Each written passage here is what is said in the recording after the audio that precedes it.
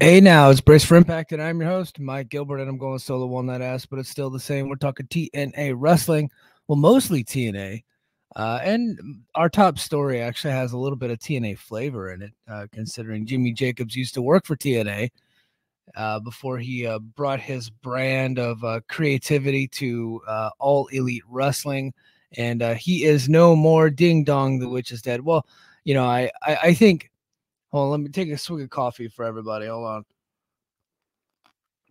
If you're in the chat, go ahead and sound off. If you're only here for TNA talk, I do apologize, but a breaking story, a big story for the Mike and JD Show podcast broke overnight, late last night. I actually have an article up about it, and the reason why I'm like 3 minutes late is because I was listening to Ibu from Wrestle Purist, a friend of the show, a buddy of mine. I was listening to his space just now, and he was discussing, what exactly went on with Jimmy Jacobs and maybe why he left, and I thought that was pretty interesting. But I do have an article up on the Patreon. It's only for you guys, the paid subscribers, right now, essentially summarizing what Ibu had said last night on his space and summarizing the report from Sean Ross Sapp, and of course, as always, interjecting my opinion. Jimmy Jacobs came to TNA, I want to say in 2018. And oddly enough, so he gets fired from WWE because he was pictured with, Kevin Owens and the Young Bucks before a show, and they posted it on Twitter, and that was his way of trying to get fired, right? And then so he ends up getting fired. And we all thought that maybe he was going to go back to Ring of Honor because that's where he had come from. He was not like a major star there, but he was like a featured act on the show for a while. Well, instead of going there, he ends up joining Impact Wrestling at the request of Chris Jericho. So Chris Jericho, if you guys are keeping score, Jimmy Jacobs was Jericho's writer during one of Jericho's last big runs in WWE. He was the guy behind the Kevin Owens feud and The List. That was Jimmy Jacobs, and Jericho gives Jacobs a lot of credit for that. And when he could not get, when he didn't get hired by Ring of Honor and he was just kind of like out there on the indies, Jericho, who had also gotten Scott D'Amore and Don Callis hired by the Asper family to run Impact Wrestling, put in a call to D'Amore and Callis and put in a good word for him. And the next thing you know, Jimmy Jacobs is on Impact Wrestling. And next thing you know, the Undead Realm is going supernatural. We got all of that stuff going on. Like a lot of that was him. Some of it was just god awful bad. Some of it was entertaining.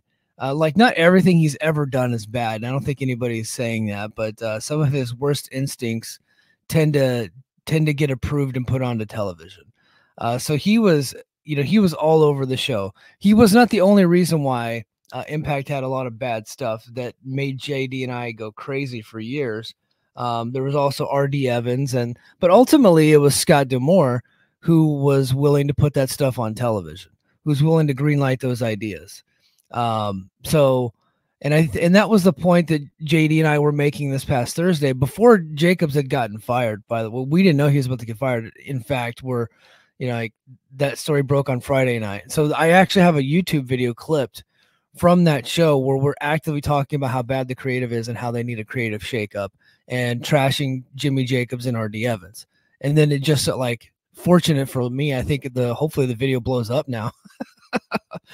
So I think it's actually starting to gain a little bit of steam. It didn't have any steam yesterday, and then overnight, it tripled in numbers. And so I'm hoping that we get up there in quadruple digits. But so him and RD Evans were, the pens behind a lot of the sillier aspects of Impact Wrestling. Well, he ends up getting hired by AEW in 2023, and immediately Julia Hart is a witch, and she's bringing over, she started I think if she didn't get injured, she might have had a full-blown coven of witches, which is exactly what Taylor Wilde was doing in TNA before he had left. and which is exactly why JD quit the Brace for Impact show. It was because he's like, dude, I can't watch the show anymore. It's like Taylor Wilde's got this coven of witches, and she's pulling out tarot cards in the middle of a match to distract your opponents. He's like, I can't do it anymore. And I was like, duh, brother, I don't blame you, but this is my brand. Brace for Impact's my baby. I'm sticking with it. You know, like one of those conversations. So we pivoted over to the Mike and JD show. It turned out to be a good thing for both of us. I happen to enjoy my solo format on Brace for Impact. This is my thing. And I also really, really like the Mike and JD show, where we get to talk about whatever we want. So hold on, sweet coffee for the Mike and JD show. But like, that's why all that went down, right?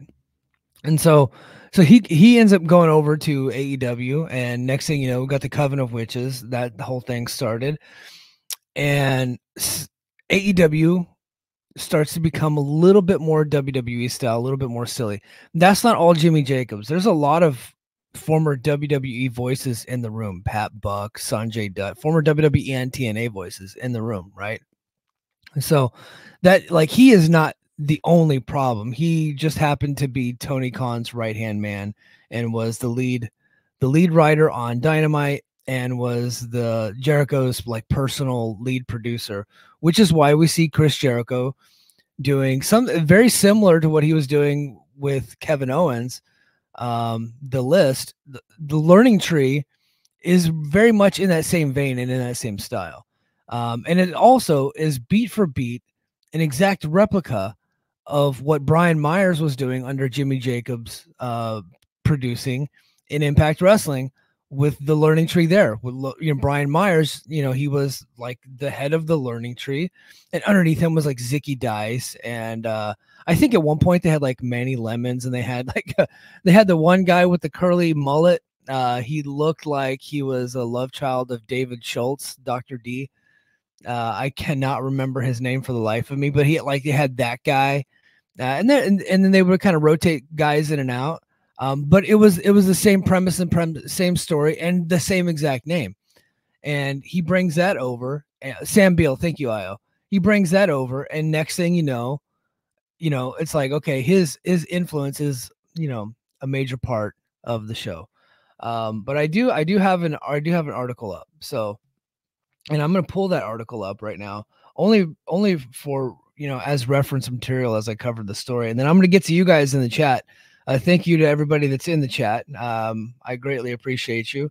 The Patreon subscribers who keep the show rolling, who keep the community going. I really appreciate all of your support. So, yeah, Jimmy Jacobs, he has left the creative department. He's left All Elite Wrestling. He was a constant punchline on the Mike and JD show. He had been there since 2023, and apparently he had resigned. And the word is that, it just wasn't working out for him anymore. And him and Tony Khan had kind of come to an agreement. Tony Khan really likes Jimmy Jacobs. Everybody really likes Jimmy Jacobs. Like, this isn't a situation where this was like a bad person who was doing bad things. It's nothing like that. It's just that, like, his brand of creativity just does not jive with what the fans want. And it's been apparent for over a year now that he does not belong here, to be quite frank. But it says he had resigned, right? And that's usually what happens when you fire somebody, but you really like them and you want to give them some dignity, so you let it be their idea. Yeah, according to Ibu, Jacobs was responsible for some of the controversial changes during a time with AEW. Notably, Jacobs was a major force behind the decision to no. So Jacobs and Ibu clarified this on his latest space, and I do have to update this story. So Jimmy Jacobs was not a fan of the rankings, but neither was CM Punk, and neither was some other people in the room, namely some of the more WWE-minded people. Jacobs just happened to be one of those people. So I do have to update that part of the story. Additionally, Jacobs was unfamiliar with key figures in pro wrestling, including Kazuchika Okada. He did not. He knew who he was, of course, but he was unfamiliar with his work, which is baffling to me that he would be not really know and understand Kazuchika Okada, who was one of the top stars in all of pro wrestling for years. Even, I guess I can't expect everybody to be familiar with New Japan that's from the States, but you have to, like, I would say if you're a significant member of a major company, you should know who Okada, like, I know he knows who Okada is, but you should know what makes Okada tick. You should be pretty well aware of him. Also, it was reported that he was not really familiar with AEW altogether. He wasn't really watching the show, and that makes sense to me. He had a job somewhere else, and so I'm sure he watched it occasionally and kept up with it, but he wasn't like in-depthly familiar. And but Ibu said that that's why they actually liked him, is because they wanted a different voice in the room. He also was he also just did not get or understand Daniel Garcia and why anybody would want to push him. And Ibu just said on his space, and if you guys have not checked it out, go to Ibu's page. It's probably over by now. I just had to hit record because I was listening to it. That a lot of people just didn't know and understand Daniel Garcia, but the reason why he was getting pushed occasionally is because the guys he was working with, the top guys, wanted to work with him. And so they're pitching ideas for Garcia. So he's got advocates on the roster. He just didn't have any advocates in the writers' room. They really just didn't understand him. So, and then he also was against Takeshita winning the TNT title in a ladder match because he was heading off to the G1. So there you have it. Jimmy Jacobs is out, and I end the article with this. And I felt the need to advocate for my friend.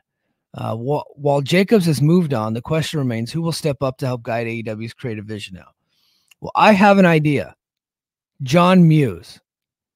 AEW has been struggling in popularity over the last year, probably the last 2 years, honestly, with no signs of a resurgence on the horizon. It's time to give someone a fresh opportunity. It's time to give someone fresh an opportunity instead of the same washouts from WWE and TNA. We need to get rid of Vince Brain in AEW. We need to get rid of TNA Brain in AEW. We need to generate something called AEW Brain, which is what they were founded upon. And we need them to be themselves and stop trying to be like WWE and stop trying to be like 2009 TNA. Right. That doesn't mean you can't borrow ideas from here and there, but you got to keep your identity. And I think that's what's been missing in AEW for the last couple of years. And one of the reasons why that is because of Jimmy Jacobs. He's not the only reason. And at the end of the day, the buck stops with Tony Khan. Tony Khan's greenlighting all this stuff. And that's what JD and I said on Thursday. It's like, look, if we're going to point the finger at anybody, it has to be pointed at Tony because he's accepting the bad ideas and putting the bad ideas on television. Right. It's his company. He has 17 jobs in that company, and one of them is greenlighting creative, right? And that's up to him. Same thing with Scott D'Amore. Same thing.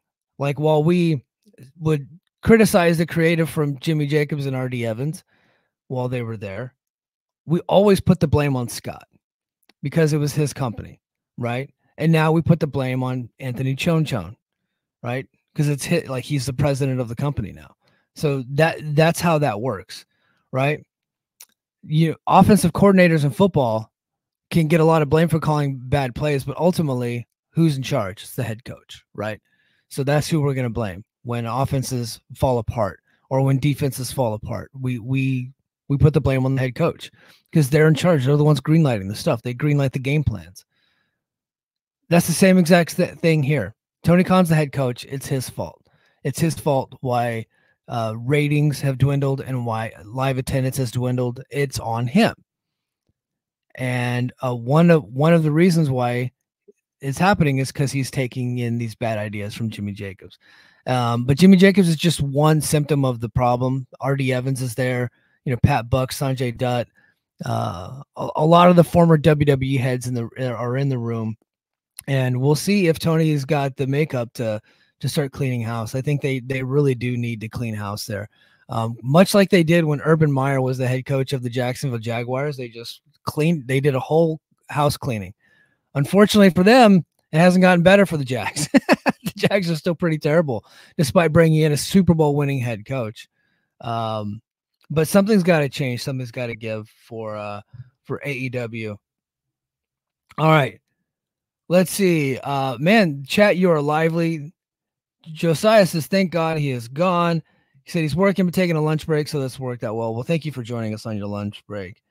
Krueger says he can keep his undead realm. Can I say something? Why? Yeah, it's my show. Of course I can. And I was having this conversation with Dobby the Brain Heenan last night. Shout out Dobby. Rosemary has been much more interesting since she stopped teleporting and doing spooky sci-fi type of stuff, horror type of stuff. She's in the real, like her and Wendy Chu, they're still doing kind of like spookier characters, but they're not supernatural. They're just crazy, right? Like, it's cool that Rosemary, and I think Dobby made this point last night, it's cool that Rosemary feels like she's like has like the spirit taken over her, right? Because she's just like, there are people like that in the world. She's a crazy wrestler. I like that part of her character. I'm far more interested in Rosemary now in 2024. And I actually like the team with a Spooky Chew, with Rock and Roll Spooky Chew. I like the act now because they're not doing the cheese ball supernatural stuff. Oh, wait a minute. Rock and roll, Spooky Chew. Dreams will come and haunt you too. Rock and roll, Spooky Chew. She's the girl of your nightmare. She's coming for you. Sorry, I got to get my shit in every once in a while. But yeah, I actually really like what's happening with Rosemary now. I think she's far more interesting than she's ever been, in my opinion. Well, other than like the early days in Decay. I thought Decay was a cool act. And I liked their Marilyn Manson song that they had, the Nobodies. But yeah. Io says JD somewhere smiling grin to grin. I was actually thinking about pulling JD in on this conversation. But he's on vacation right now, so he was unavailable. Josiah said, this dude said he didn't get Okada and thought there was nothing in Takeshita. I don't know that he thought there was nothing in Takeshita, but but I don't think that was ever said, but I think that it was more like Takeshi's leaving, so he didn't want him to win the TNT title. Billy says, as both an AEW and TNA fan, I don't want Jimmy Jacobs back in TNA. Time for fresh blood. We don't need more retreads. Yes, thank you. I think he's going back to, I could see him going back to WWE. What he does plays better there than anywhere else. And it always seems like his ideas are just like his way of trying to get Vince McMahon's attention again. Like, he was miserable there on working under Vince, and now Vince is gone. And so maybe they bring him back. I could see him doing stuff in NXT, working with young talent and doing that stuff. I could see that. And maybe that would be better for him. Krueger says, facts, creative needs a new vision, and you won't get that with the same brains. Krueger asks, was he behind the RVD Katie Forbes hotel skit that got them pulled from Twitch for a month? I don't know everything that he was a part of. I just know, like, you can tell what he did right, though. It was pretty glaring. It was Undead Realm. It was the Learning Tree. And then, of course, R.D. Evans was a big part of IPWF and Wrestle House and stuff like that. Let's see. Hold on. Got more. Let's see. Yeah, just like that. Okada was the #1 wrestler in the world for like 10 years. Yeah, like, how do you not understand Okada? Billy said it was Jacob's job to get familiar with Okada. Company just signed him to a big contract and expected him to be a top guy. Yeah, of course. But yeah, so that is Jimmy Jacobs is gone from All Elite Wrestling. And I really think that they got to get rid of a lot of the creative rot in that company. And I think that was one of the things that Ibu was saying on his space. So good stuff. So hopefully more changes are coming to that company. And I hope to God that he is not coming back to TNA. And I know that they really like him. But if you look at the TNA's momentum and resurgence, yes, it coincides with NXT, right? But this year, they have done so much better without the silly gaga bullshit and supernatural horseshit that Jacobs and RD Evans were doing in the company. Like ticket sales are up, pay-per-view buys are up, ratings are never going to change because of the channel that they're on, but all other metrics are up in the company. And so I think that if they brought him back, it would be a complete step backwards. So I hope that that does not happen.